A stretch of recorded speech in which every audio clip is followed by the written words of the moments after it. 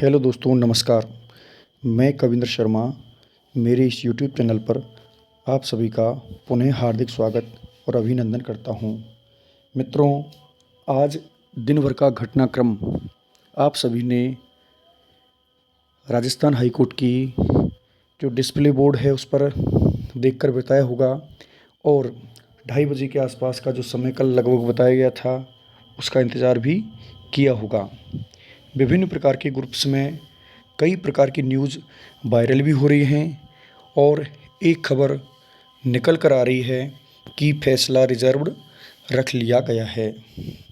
दोस्तों, जैसा कि आप सभी जानते हैं कि इस प्रकरण में हमारा जो आज का नंबर था वो 282 सप्लीमेंट्री केस में 282वां नंबर था। चूँकि 280 के बाद इसकी शुरुआत हुई थी तो अपना नंबर जल्दी आ गया था। जैसा कि लोगों से जानकारी प्राप्त हुई है कि 20 या 25 मिनट की सुनवाई वहाँ हुई थी। वादी और प्रतिवादी दोनों तरफ के जो अपने एडवोकेट्स थे, वकील साहब थे या डबल थी, जो भी थे, उनके द्वारा आर्ग्यूमेंट किए गए और आर्ग्यूमेंट करने के उपरांत जो खबर निकल कर आई वो ये थी कि ऑर्डर को सुरक्षित रख लिया गया है। तो मित्रों, इस विषय पर कई प्रकार के प्रश्न निकल कर आ रहे हैं कि आखिर इस ऑर्डर को सुरक्षित रखने के क्या मायने हैं। मैंने मेरे कई जो कानूनविद मित्र हैं उनसे बातें की और चर्चा की। चर्चा करने के उपरांत जो निष्कर्ष मैंने निकाला है वो मैं आपके साथ शेयर करना चाहता हूँ कि आखिर इस ऑर्डर सुरक्षित करने का मतलब क्या है। दोस्तों, पहली चीज़ है कि हमारे इस प्रकरण में जो एप्लीकेशन थी IA दी गई थी उसके माध्यम से इंटरिम ऑर्डर, जिसको हम कह सकते हैं अंतरिम आदेश का एक प्रार्थना पत्र प्रस्तुत किया गया था।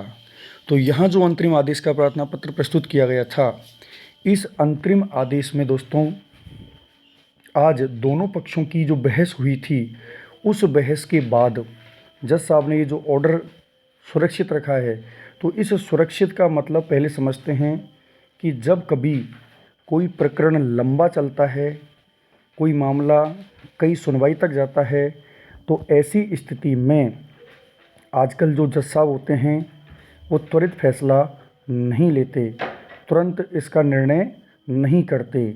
उसका मुख्य कारण क्या होता है कि जब अंतिम सुनवाई होती है तो कई तथ्य अंतिम सुनवाई में भी निकल कर आते हैं और बहुत सारी चीज़ें लिखित ऑर्डर में लिखनी होती हैं। जैसा आपके पास में एक व्यक्ति बैठा रहता है, आप सभी ने देखा होगा या सुना होगा, और कोर्ट की जो भी प्रोसीडिंग होती है उसमें लिखित ऑर्डर सबसे इम्पोर्टेंट होता है। लेकिन कई बार आपने नोट किया होगा कि ऑर्डर 1 पेज का ना होकर कई बार 2 पेज, 5 पेज, 10 पेज या लंबे 10, 12, 15 पेजों का भी या ज़्यादा का भी हो सकता है। और जब ये ऑर्डर आता है तो उस ऑर्डर में बिंदुवार सारे विवरण लिखे होते हैं कि आखिर किन कारणों से ये आदेश पारित किया गया। उसमें प्रत्येक सुनवाई वादी या प्रतिवादी वकील के द्वारा जो जो तथ्य प्रस्तुत किए गए हैं उन सारे तथ्यों का ब्यौरा उसमें दिया होता है कि आखिर किन कारणों से जज साहब के द्वारा ये निर्णय लिया गया। सारी चीज़ों को मेंशन करना आवश्यक होता है और अंतिम निष्कर्ष उसमें निकाला जाता है कि इन कारणों से यह आदेश पारित किया जाता है। तो इन कारणों से कई बार ऐसा होता है कि जज साहब होते हैं वो अंतिम ऑर्डर तुरंत ना करके उसे सुरक्षित रखते हैं और सुरक्षित रखने के बाद उस फैसले को कोई नई डेट होती है उस डेट को सुनाते हैं। जब कभी ये फैसला सुनाया जाता है तो फैसला सुनाने के बाद ही उस फैसले की कॉपियाँ दोनों जो पक्ष होते हैं उनके वकीलों को दे दी जाती हैं। इसके अलावा मेरे मित्रों से मैंने जो बात की तो उनके द्वारा एक बात और बताई गई कि ये जो आदेश होता है, अंतरिम जो ऑर्डर होता है, ये अंतरिम आदेश की एप्लीकेशन पर, जैसा कि पहली वीडियो में मैंने बताया था कि एक IA इंटरलोक्यूटरी जो एप्लीकेशन लगाई गई थी उसके लिए अंतरिम आदेश करवाने का निवेदन किया गया था। तो जब कभी मामला लंबा चलता है, कोई फैसला नहीं आ पाता है, तो एक बीच का रास्ता निकालने के लिए एक अंतरिम आदेश करवाया जाता है। यहाँ पर भी मुख्य रूप से हमें इस चीज़ को भी जानना आवश्यक है कि अंतरिम आदेश और अंतिम आदेश इन दोनों में अंतर होता है। अंतरिम आदेश तो एक प्रकार से जब मामला पेचीदा होता है, फंसता है, तो उस मामले को बाहर निकालने के लिए करवाया जाता है। लेकिन वो यही अंतिम आदेश के रूप में भी होता है। कब होता है? जब जज साहब इस आदेश में दोनों पक्षों के जो वकील हैं उन वकीलों की एक तरह से सहमति ले लेते हैं, साक्ष्य ले लेते हैं और साक्ष्यों के बाद में ये अंतिम आदेश के रूप में भी परिवर्तित हो जाता है। तो यहाँ पर मित्रों सबसे महत्वपूर्ण चीज़ ये होती है कि हमारा जो आदेश है वो पहली चीज़ तो अंतरिम आदेश होगा और उसको अंतिम आदेश में संभवतः कन्वर्ट कर दिया होगा।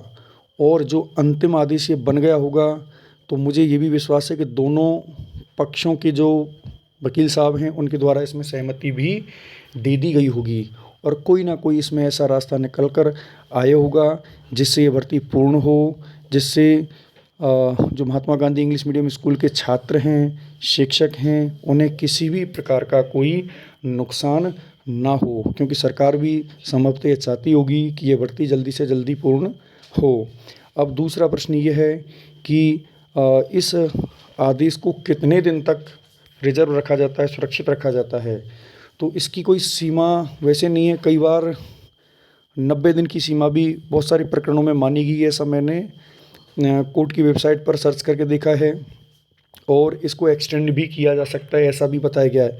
लेकिन सबसे महत्वपूर्ण चीज़ यही है कि इस प्रकरण में जहाँ तक मुझे लग रहा है कि आदेश को लिखा जाएगा और आदेश को लिखने के बाद में जिस दिन ये आदेश रिटर्न में आ जाएगा, रिटर्न में आने के बाद उसी दिन ये फैसला सुना दिया जाएगा। ज़्यादा लंबा खिंचने की संभावना मुझे प्रतीत नहीं होती। इसमें केवल एक ही चीज़ है कि यदि ये आदेश अंतरिम आदेश करवाया गया है तो इसको करवाने का मतलब उलझाना नहीं है। यदि इस मामले को उलझाना ही होता तो इस प्रकार अंतरिम आदेश की एप्लीकेशन नहीं दी जाती। तो गवर्नमेंट के द्वारा हमारे जो AAG साहब हैं उनके द्वारा अंतरिम आदेश के लिए ऐसा कहा गया है, तो इसका सीधा मतलब यही है कि कहीं ना कहीं भर्ती को पूर्ण करना प्राथमिकता है। तो शीघ्र अति शीघ्र ही इसका जो रिटर्न ऑर्डर है वो हमारे सामने आएगा। रिटर्न ऑर्डर में जो भी बिंदु हैं, जितनी भी सुनवाई में जो जो तथ्य पहले प्रस्तुत किए गए थे उन सबको इसमें मेंशन किया जाएगा। इसी कारण इस आदेश को रिजर्व रखा गया है। और इसी प्रकार की अन्य सूचनाओं के लिए बने रहिए मेरे चैनल के साथ।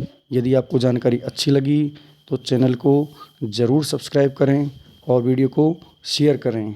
और अंत में इतना ही कहूँगा कि मेरे मित्रों के द्वारा, मेरे जानकार परिचितों के द्वारा जो जानकारी मुझे मिली उसे मैं आपके साथ शेयर कर रहा हूँ। यदि किसी भी प्रकार की इसमें त्रुटि हो तो कृपया उसे नेगलेक्ट करें। नमस्कार, धन्यवाद, जय हिंद।